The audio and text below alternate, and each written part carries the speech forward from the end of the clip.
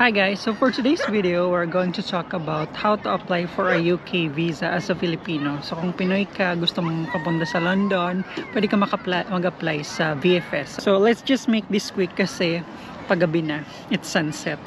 So for me, mas madali kasi ang UK visa kesa like sa Schengen visa kasi with Schengen you have to have hotel reservation or flight reservation, tapos insurance. With UK, walang ganon.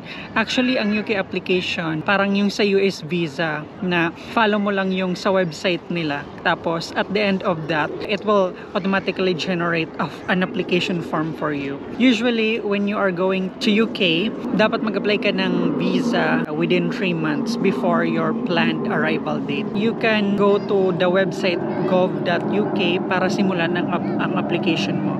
First thing that you will have to do, of course, is to register your email address para magkaroon ka ng account dun sa website nila. So magpo-provide ka din ng password, syempre, confirm mo yung password.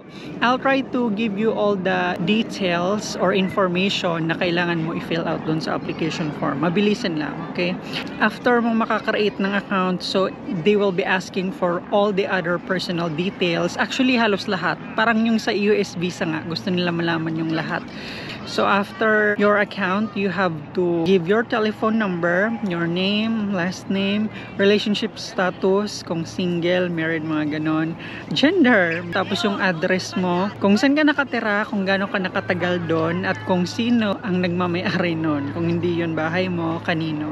Tapos yung passport details mo, of course, passport number, expiration, kung saan in-issue, mga ganon. Tapos kung meron kang government ID like national ID, and then the birthplace and the birthday, syempre. Kailangan mo rin ibigay yung kung may iba ka pang nationality, kung dual passport ka, ganyan. Tapos employment status, unemployed ka ba, student ka ba, retired, or employed ka ngayon. So kung employed ka naman, kailangan mo ibigay, of course, yung name ng employer mo, yung address nila, yung number para tawagan nila, at kung kailan ka nag-start sa trabaho na yon. Kung ano ang position mo sa company na yon, tapos kung magkano ang salary mo, like net, kung magkano kinikita mo per month without the tax. Tapos, describe the job. Lahat ng duties mo, what the job entails, responsibilities, kung meron ka pang other income or savings.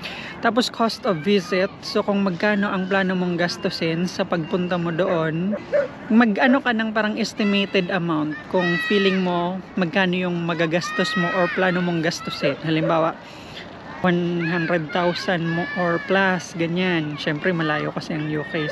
Tapos, yung financial situation mo, kung magkano ang monthly expenses mo. Halimbawa, sa isang buwan, feeling mo ang nagagasto mo lahat-lahat na 30,000. Tapos, sino ang magbabayad para sa iyo? Doon sa pag-visit mo, if you have like a relative, a friend, or may parents ka ba na mag-sponsor sa'yo, or ikaw mismo ang magbabayad ng sarili mong vacation or tour.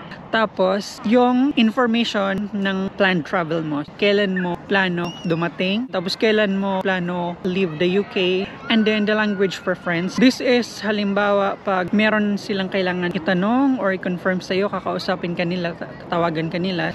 The reason for the visit, of course, kung for tourism, kumbaga nag-visit ka lang to see the place. And then, what are the activities na plano mo? So, kailangan mo ibigay yung details kung ano ang mga activities na gagawin mo doon. Pupunta ka sa Big Ben, sa Tower Bridge, or kakain ka dito, mag-shopping ka doon. Okay, so meron bang mga tao na dependent sa'yo? People that are financially dependent on you. Okay, about your parents naman. Details ng parents mo, anong name nila, last name, birthday nila, at saka yung nationality. So, kung meron ka bang family sa UK. Tapos, kung are you traveling as part of the group or are you going to travel with another person? May kasama ka ba, kaibigan mo, kapamilya? And then, the accommodation, address. Meron ka na bang address doon pagpunta mo? Kung meron, ano yung address at saka ano ang date na plan mo dumating doon? Kung wala ka namang accommodation pa doon, so anong plano mo? Plano mo mag-book ng hotel? Plano mo tumira sa kamag-anak mo? Kung meron kang UK travel history in the past 10 years, if yes, bakit ka pumunta sa UK at kung kailan yun? Tapos kung nag-travel ka na din sa ibang mga English countries like Australia, Canada, New Zealand, US, at kahit sa mga European countries din, Switzerland and all, in the past 10 years, at kung nakapag-travel nag-travel ka na din sa ibang mga bansa bukod sa mga Europe or mga English countries within the last 10 years. So, i-indicate mo din yun. Sabihin mo kung anong mga bansa, kung kailan, at saka kung bakit ka pumunta, like for vacation, ganyan. Immigration history, kung na-refuse ka na ba ng visa dati or na-refuse ka na ba ng entry, na-ban ka na ba, na-deport ka na ba, mga ganun.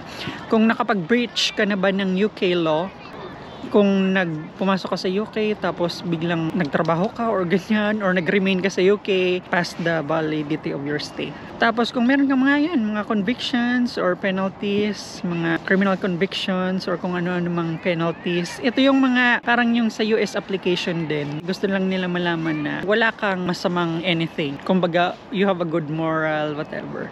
So kung kasama ka sa mga ganyan, war crimes, terrorist activities, extremist organization, kung sa employment history mo, nag-work ka ba sa armed forces, sa intelligence services, sa security organization, media organization, mga ganun. Additional info, kung meron ka pang mga ibang information na feeling mo kailangan mo i-provide pero hindi mo na ibigay, then you can type it here. Just so, baka makatulong sa application mo, ganun. And then, visitor condition. So, sasabihin ka dito kung ano yung mga pwede mong gawin as a visitor, na hindi ka pwede mag-work or hindi ka pwede mag-ganyan. Tapos, declaration. So, sasabihin ka lang na ganito, ganyan. Tapos, ano mo lang, I accept. Okay. So, in case na hindi mo na-complete lahat ng information ng details, you can actually don't have to submit it yet. You can just save it for now, like return to the application later. But if you are able to complete it, you can now submit it. That's the time that you can book an appointment na to VFS. Once you have completed the application, it will automatically generate an application form based sa mga answers na provide mo. So, enter your reference number and then your email, and then you will be able to book na an appointment kung kailan mo feeling ka prepared na pumunta na dun sa VFS to submit all your documents.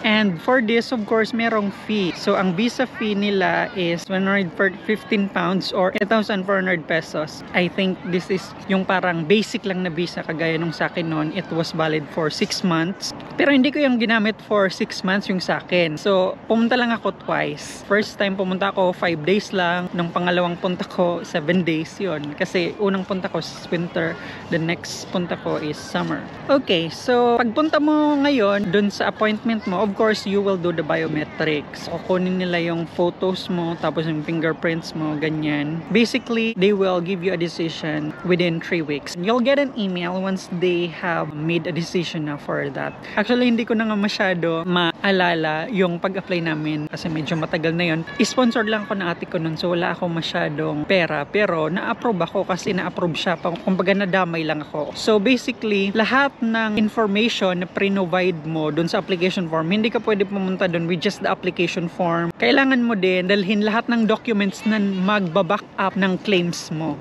Basta anything na magsusupport ng sinasabi mo sa application form mo. So that is all. If you have any questions, just drop it down in the comments below. So that's it. Ciao!